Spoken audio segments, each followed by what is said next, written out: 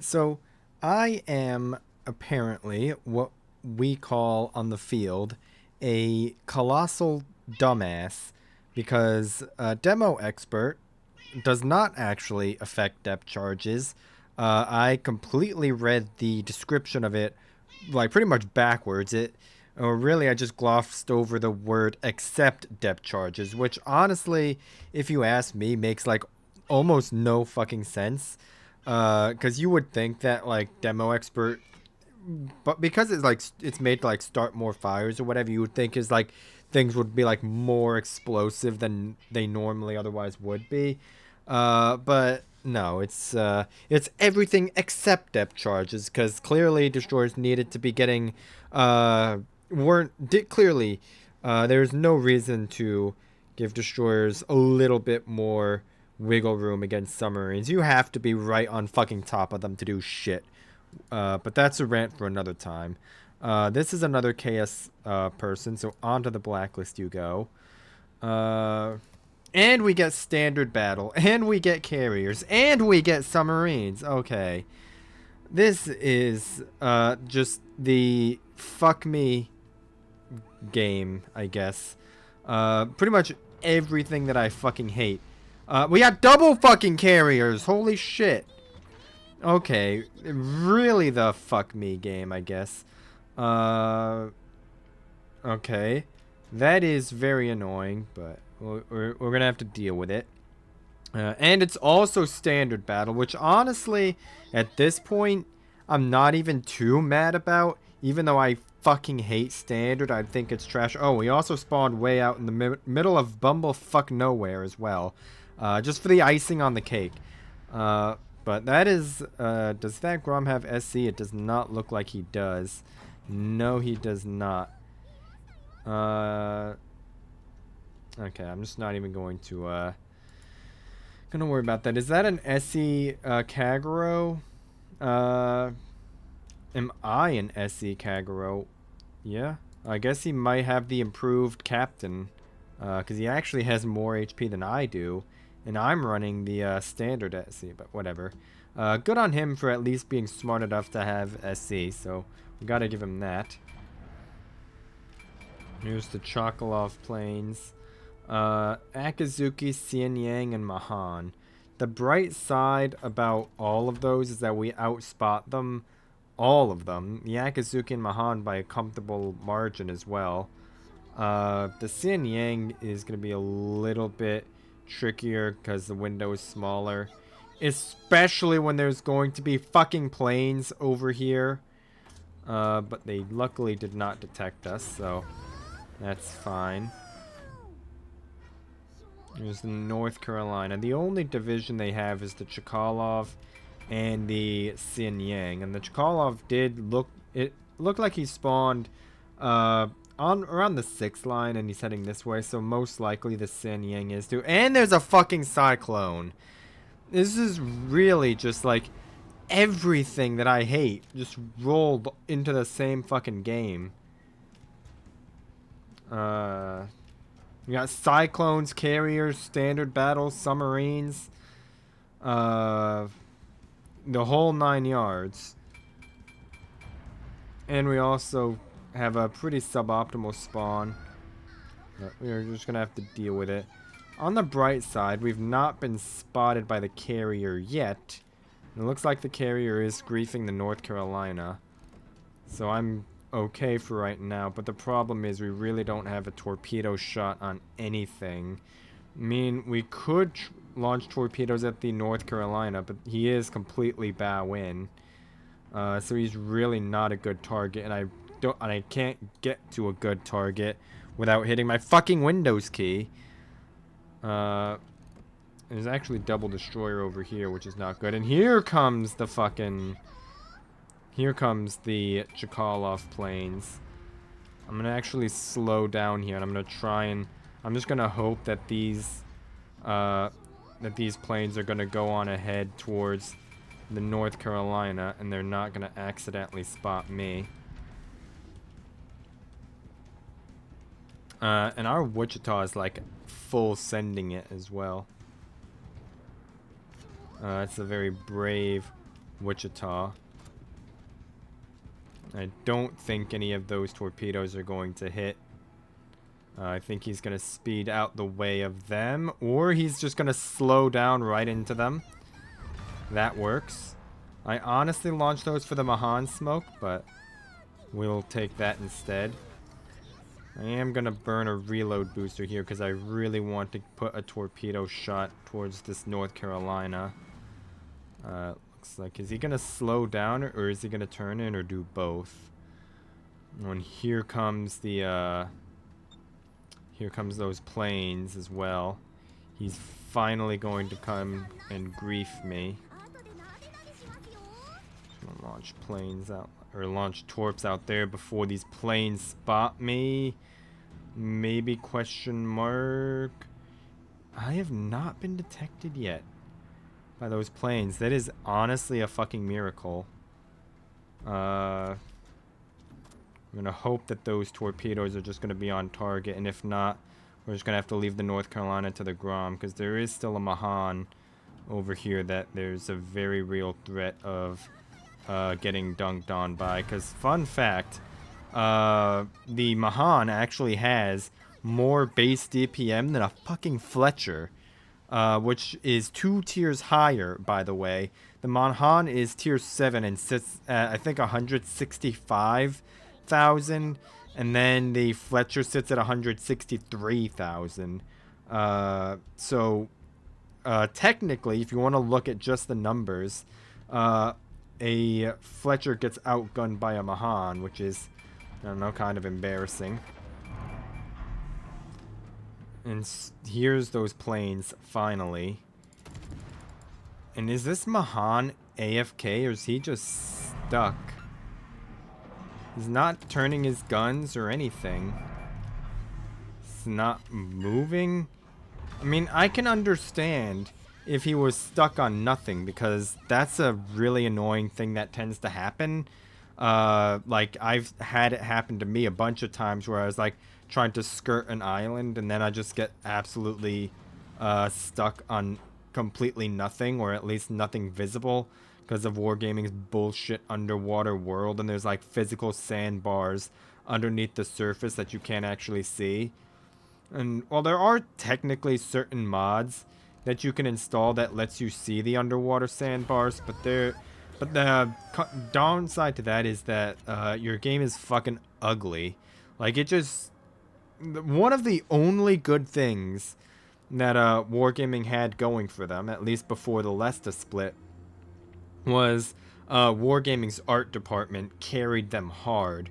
Which, there's this whole thing that we can go on for like hours on how hard art department carried Wargaming. Like, if you made a fucking tier list of like all the different Wargaming departments, with like balancing department, fucking PR department, customer support department, all of that sort of thing. Between the only two, what the fuck torpedoes are those? The only two departments that would place even remotely well would probably be the would definitely be the art department, and then maybe the battleship complaint department. And that's about it, though. We're also going to white line those because based on the way that Bismarck has played thus far, I do not have a lot of faith that he's going to maneuver. And this Grom is getting griefed pretty hard by the Chkalov over there. So I am just going to slow down here. I'm going to let those planes go and grief that Grom for a little while. And that Bismarck actually did end up turning out of those torpedoes. Well done to him. And that Theseus is slowing. No, he's accelerating now. And he's turning out.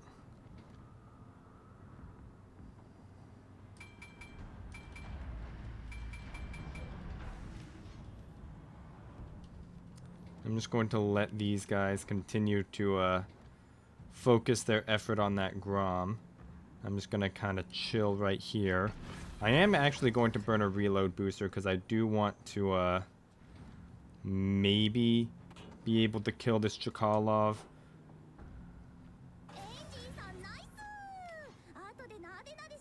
He is slowing down. I'm going to launch torpedoes like that. And the idea is that Chkalov is dark now. So he's going to probably, hopefully, think that he's mostly safe aside from the our own carrier coming over there to grief him. So hopefully he's going to let his guard down, slow, and let those torpedoes do their thing. Now what we have to deal with is a Chkalov who's probably going to be hard focusing us. Because he knows his planes are detected by something.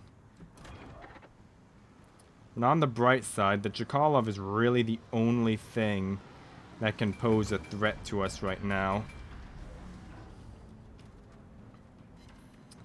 And the Chkalov is gone. We're going to take a screenshot of that.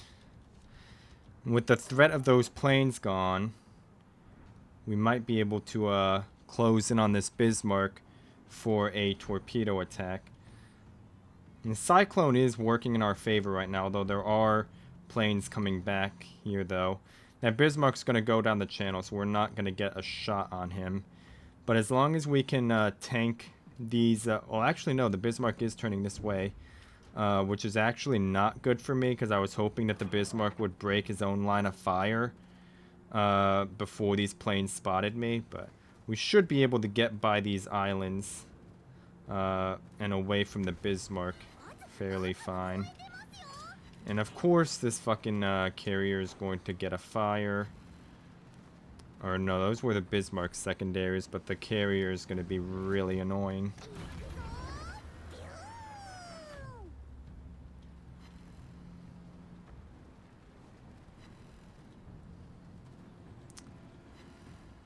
We've been spotted by planes for 4 hours.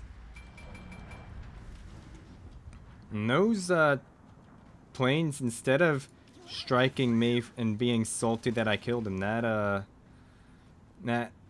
Chkalov is just going to go and strike the Lexington instead. I guess as retribution for the Lexington focusing him earlier is my best guess, but that Bismarck's not going to last very long.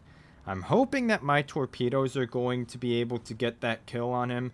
The Theseus is probably getting his shit kicked in right now by a Bismarck Cagro, North Carolina, knocking at his door. So hopefully these torpedoes will be able to net me that Bismarck, which it does look like it's going to, just based on the little bit that I can see from the tracers right there. Which, yep, there we go. And there goes the Theseus, and now the only ships they have left are the Shimanto and the Akizuki on the A line. So our game is pretty much over at this point. There's pretty much nothing left for us other than maybe go and get this cap before the game ends. Because this game's going to end one of two ways. Well, I guess technically one of three. We're either going to cap them out, we're going to kill everything on their team, and well, everything that's left anyway, that being the Shimanto and the Akizuki, which is, to be fair, they do have a, well, no, they're pretty much not going to survive this, because they're locked up against the border in a game with 2 carriers in it. The only thing that's even keeping them alive, as long as they've been alive for right now, is the Cyclone that's probably out of spotting range for the Dunkirk, definitely the Bismarck, possibly the North Carolina as well, but based on those shells, I don't think so. That's pretty much the only thing that's keeping them alive. And actually, no, the Shimanto's being spotted by the North Carolina because the Allied planes are no longer above his head.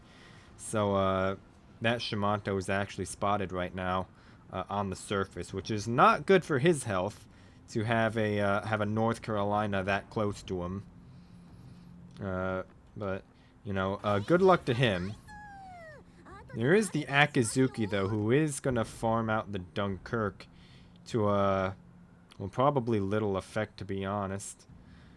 Oh, no, never mind. To great effect, apparently, because the Dunkirk, I guess, was already low.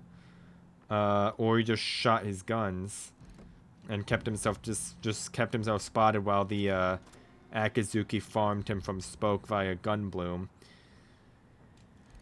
And now the last thing left alive is the Akizuki, who is way the hell off over there in fucking Narnia.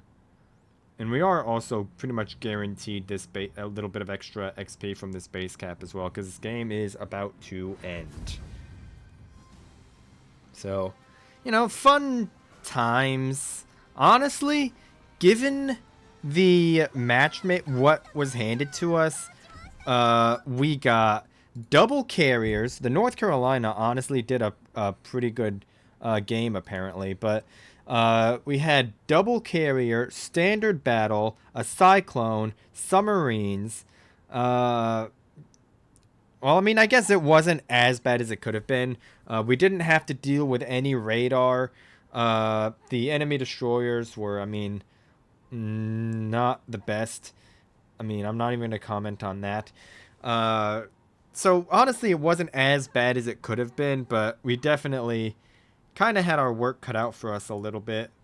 But still, I guess it goes to show that even if something looks like shit on paper, if the enemy players are equally as shit as your circumstances, you can still do well, is what we've learned here today. So that is going to be enough for today, I believe. I mean, honestly, I'm surprised that North Carolina got as much as he did. Well, I'm not even going to say anything. Well done to him, I guess. He had a pretty good game. So, as did the Yumahari as well. So, everyone else, well, yeah. Anyway, that is going to be it for today. I have already rambled on long enough. So, I will see you on Thursday.